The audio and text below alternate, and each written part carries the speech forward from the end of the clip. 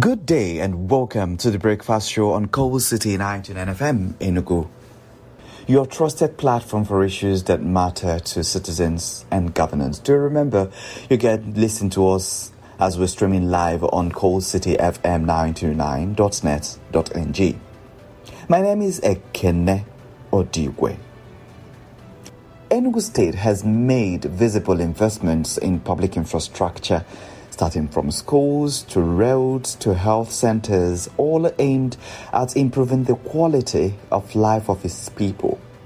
But beyond announcements and commissioning ceremonies, one critical issue remains: how accountable are public contractors to the people of Enugu State? Today, we examine accountability in public contracting, using the Sujimoto Smart School project in Enugu State as a case study to draw broader lessons about transparency, contract management, and public trust. To guide these conversations, I am joined by Mr. James Ugochukwu, the Executive Director of the Alliance for Inclusive Development, AidAFRICA, a civil society organization focused on inclusive development, governance, and accountability. You're welcome to the program, Mr. Ugochukwu. Good day, listeners, and thanks for having me. Mr. Ugochukwu, to set the tone, when we talk about accountability for public contractors in a state like Enugu, what should that accountability look like in practical terms? All right, accountability for public contractors in Enugu State should be a multi-layer process, if you ask me. And this is something that should be done to ensure transparency, efficiency, and value for public fund, because we are talking about taxpayers' money here. But practically, it begins with clear terms of contract that will outline all the deliverables. So it should be spelled out in the first place. Then timelines and, of course, penalty for non-compliance, because we've seen a case or cases where contractors will abandon projects halfway. So there should be penalty for non-compliance. And, of course, the terms should also include that contractors must submit regular progress reports. Regular progress reports backed by verifiable evidence, like the site photos, be able to send photos, material receipt. If you say you buy one or two things, there should be a receipt for it. Of course, there should be an independent audit as well on the work that is going on. Then we should also give oversight bodies, such as the State Procurement Agency, and of course some other oversighting organizations like civil society and the like, to conduct unannounced visit to the site. They should be able to review some of the financials that they need to find out from the contractors. Then, of course, financial accountability also implies that there should be phased payment tied to milestones. So you cannot say that give somebody a job of 2 billion, for instance, and the first mobilization you are giving the person is 1.7 billion. Doesn't make sense. So there should be phased payment, tied to a milestone, so that person is done doing a particular thing, mobilize for the next level till the end. So, and if delay occurs, there should be escalation of mechanisms, and this include arbitration or legal recourse. So, these are the things that should be signed up in the agreement. Of course, public involvement is key. People in the community should hold the contractor responsible. So the community should be able to hold town halls, and the contractor, where the contractor should be able to explain to them the progress of work and all that. And this is where even the environmental impact assessment comes into being. So we don't enter somebody's community and start working and without collaborating with the community. And what standards should guide public contractors when they are handling state-funded projects?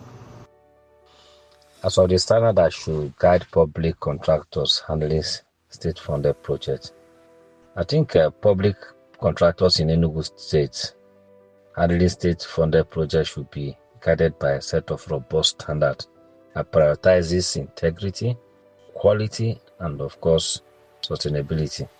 I will need to look at the adherence to Public Procurement Act of 2007, domesticated in Enugu State. And they know in that particular act, it mandates competitive bidding, and of course, a transparency in selection, and of course, anti-corruption measures. So we should be looking at how competitive the selection process is. Is it made widely? Consultation made widely? Were there robust participation and inclusion? These are the issues that should be looked into. Of course, contractor must demonstrate financial stability, and of course, as well as technical expertise and the track records of successful deliveries.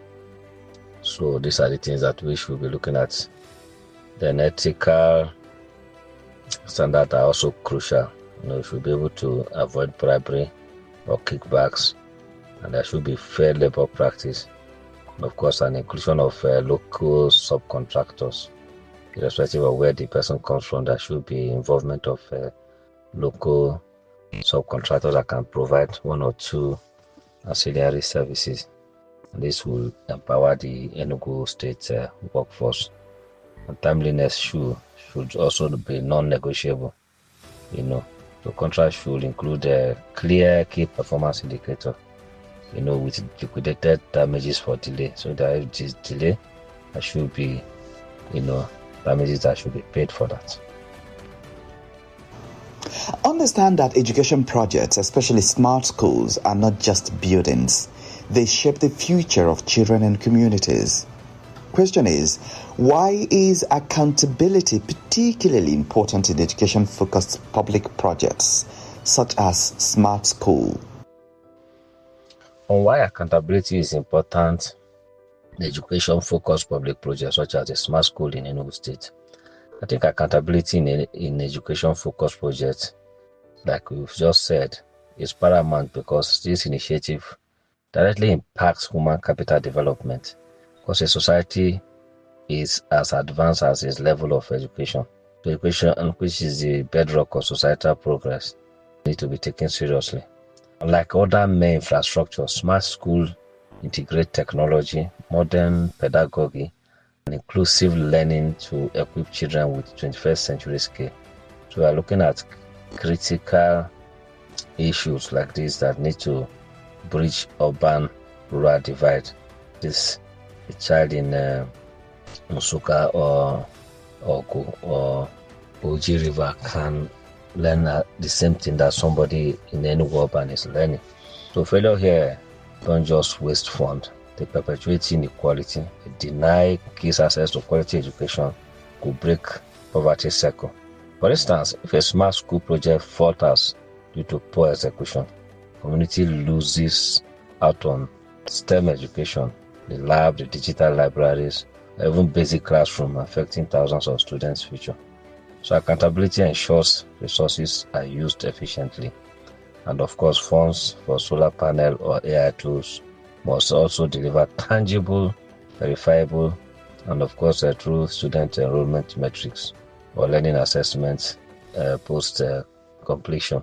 So in Enugu, where education is a priority under the current administration, lapses can erode public trust, discouraging investment.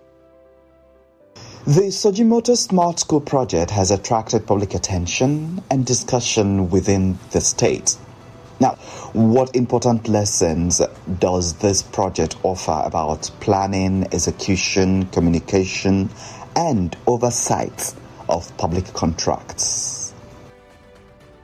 Well, on the Sujimoto Smart School project in Enugu State, provides valuable insight into managing public contracts, highlighting areas for improvement in planning, execution, communication, and of course, oversight.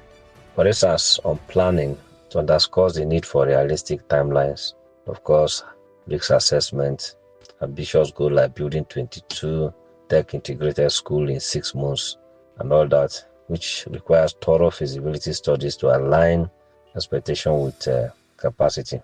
And of course, execution lessons emphasize milestone-based progress, tying payment to verified achievements, ensure steady advancement, and minimizes disruption, of which I think the state government have tried in this particular state. And of course, communication is key. Regular updates from all parties to stakeholders to communities can build transparency and address concerns, which will prevent misinformation. Of course, oversight emerges as critical independent audits and multiple agencies monitoring, also involving bodies like the EFCC when needed. All this helps in identifying issues on time or early. So the project development, of course, including fund recovery, is reported at around 1.28 billion, illustrate the importance of contingency clauses for non-performance. Of course, this enables swift correction, and of course, it also shows that the value of due diligence in contract selection, focusing on expertise in specialized projects. Often, accountability is discussed as it is the contractor's responsibility alone. What roles should Enugu state government, institutions, procurement agencies, and monitoring bodies play in ensuring contractors deliver value for money? On accountability, why contractors bears the primary responsibility? It behoves on the Enugu state government institutions, procurement agencies, and the monitoring bodies to enforce this accountability and ensure there's value for money. So government institutions like the Ministry of Works or Education should set clear project scopes, ensure that the budget is okay and frugal and tight, and of course come up with evaluation criteria from the set. Should be able to conduct pre-award assessment to vet contractors' capabilities. So should not be just having anybody coming up and say they want to do the project or something of that nature. There should be vetting at the back, background vetting and assessment of the contractor before contract award is given. Of course, they should be able to enforce contract clauses. They say that this should be done, should be able to enforce it. They should not allow cutting of corners, And this includes the performance guarantee and, of course, insurance. All this will help in mitigating risk. Procurement agencies such as the Enugu State Public Procurement Agencies should be able to play a gatekeeping role, ensuring fair, transparent bidding process, and, of course, complying with other extant procurement laws in the country.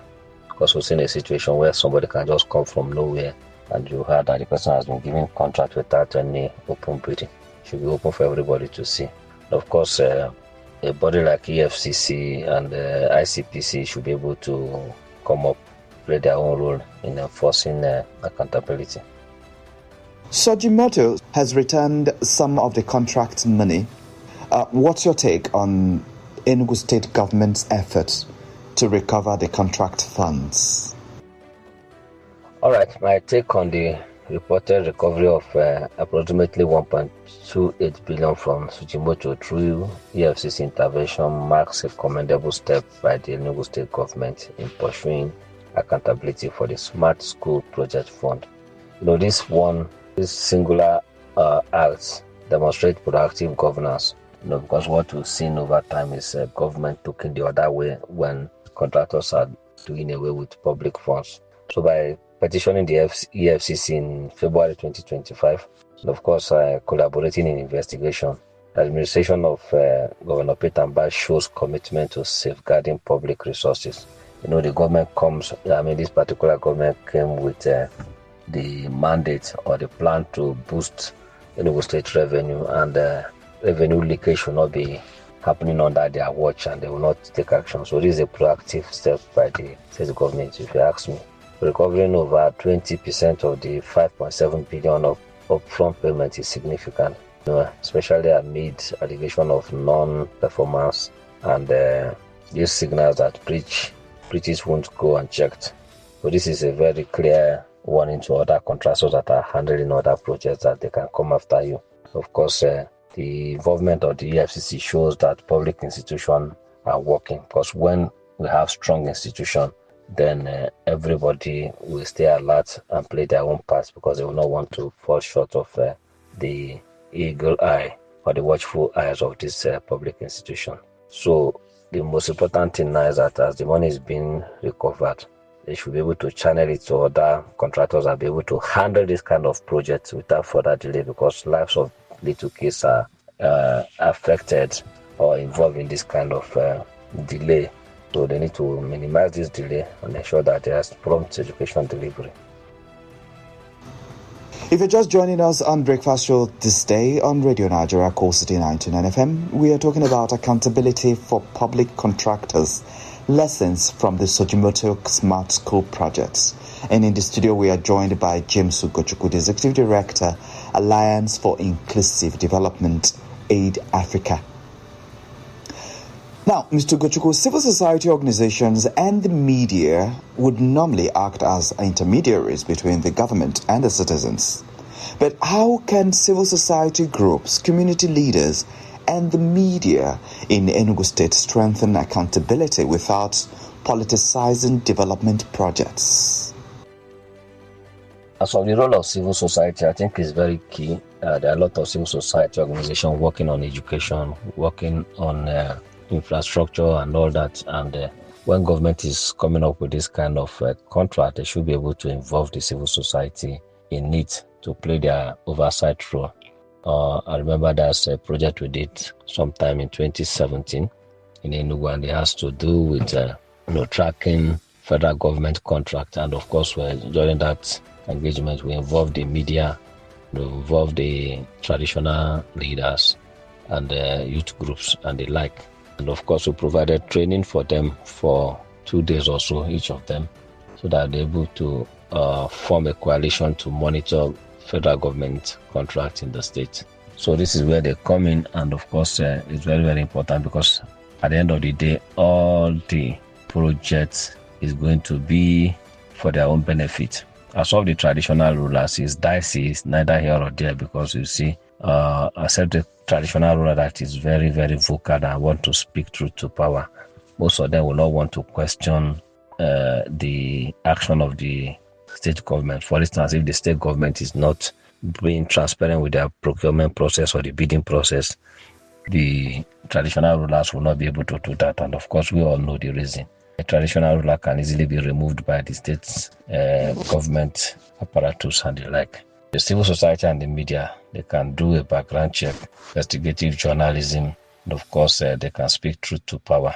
So involving them in the initial stage of the contract is very important to put both the government and the contractor, they know that somebody is watching them. I think they'll be more circumspect in terms of cutting corners. Many citizens feel disconnected from government projects once contracts are awarded. How can residents of Enugu State engage constructively in demanding transparency and accountability for public projects? Well, I always say that government is the people and people are the government. So there's nobody in the government house, from the presidency to the ward councillor, that did not campaign to the people to put them there. Election is coming 2027, and we'll see all these politicians going from ward to ward, and of course soliciting for people's votes. So citizens should not in any way feel that they are disconnected from anything that government is doing, because they themselves are the government, and of course they should have this at the back of their mind. So residents of Enugu State can bridge the disconnect from government projects by engaging constructively, turning passive observation into active participation. And this will increase transparency and accountability. So you don't just sit as a citizen and say, oh, school is going on, it's government work. No, you need to go there.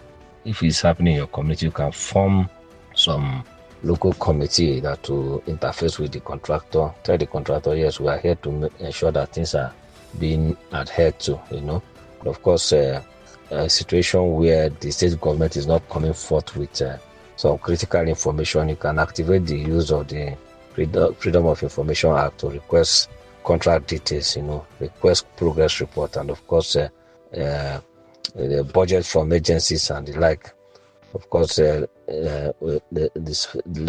state government should be able to have something like an online portal or app that citizens can use in, reporting. For instance, in federal procurement now, we'll have a Nokopo portal that was established by, what do you call them now? A body for public procurement, where citizens can track budget going within their community and report back to them. So citizens can play this active role by making demands, of course, and ensuring that government complies to it. Looking ahead, Enugu State will continue to award contracts across different sectors. What safeguards, reforms, or best practices can help prevent accountability challenges in the future as it concerns public-private projects? Well, we all know that the function of government is to deliver the dividend of democracy. Of course, that includes award of contracts in different sectors. So the safeguards or reform that need to be put in place are many, So to prevent accountability challenges in future public-private projects, I think Enugu State can implement safeguards, reforms, and of course, best practices across sector. Now, let's start with enhanced due diligence. Rigorous vetting, very, very important. So before they can say they want to give anybody contract, there should be vetting. This can be done by having a centralized database, of all the contractors that are registered with the state government. They should be able to track their performance. They should be able to check their financial health. Not that they are just showing up and they say, yeah, go ahead. They should be able to blacklist if the person is not performing, So this will help in ensuring that this safeguard is put in place. And of course, there should be reform in procurement, adopting e-procurement system, for transparent bidding, and of course, should be able to reduce manipulation, be able to face funding tied to a certified milestone, with independent engineers. There should be verification to minimize risks. And of course, there should be legal safeguards, When talk of legal safeguard, now you're looking at robust arbitration clauses, performance bond, and anti-corruption riders in the contract. Of course, establish a dedicated project monitoring unit with these days you can use drone for remote inspection and all those things. So all these things will help in ensuring safeguards. Once the contractor knows that they are being monitored, they'll be very, very careful to stick to the rules. And finally, Mr. Ugochukwu, what is your key message to public contractors, public policy makers, and citizens of Enugu State regarding accountability and public trusts? Okay, in rounding up, my key messages to public contractors, policy makers, and citizens of Enugu State is this: accountability. Accountability is the cornerstone of public trust. And it demands collective commitment for sustainable progress. So to contractors, uphold integrity, deliver on promises with quality and timelines. Viewing public fund as sacred trust, don't think it's a windfall. Transparency in their operation should build lasting partnership. And for policymakers, design a system that prevents lapses. There should be a robust law, vigilant oversight, and inclusive process it. They should lead by example by ensuring that every naira spent yield measurable benefit for the people. Then for the citizen, they should be able to stay engaged, demand information, monitor project, and hold all accountable without fear of favor, whether government or the contractor and whoever. They should be able to hold them accountable because power belongs to the people. They are the ones that give the people in government the power to perform. So citizen voice is very powerful in shaping governance. So together, let's remember that public projects are investment in our shared future. And education, for instance, is for our children. Infrastructure is for growth. And when accountability thrives, trust flourishes, unlocking Enugu's potentials. So let's commit to a state where every contractor honors the people's aspiration. Transparent, efficient, and transformative. Thank you so much for having me. Thank you very much, James Ugochukwu, the Executive Director of Alliance for Inclusive Development, AidAFRICA, for your valuable insights. Dear listener, accountability is not about blame. It is about ensuring that public resources truly serve the people. Join us again as we continue to promote informed dialogue and responsible governance in Enugu State on Breakfast Show Coal City 99 FM, right here on Radio Nigeria. The producer has been Jude Obu. The supervisor is the Acting General Manager, Coal City 99 FM, Ifiu Ugwebu. The executive producer is the Zonal Director, FRCN, Enugu Zonal Station, Dr. Ike Chukwueze. My name is Ekene Odigwe. Thanks for listening. Good morning.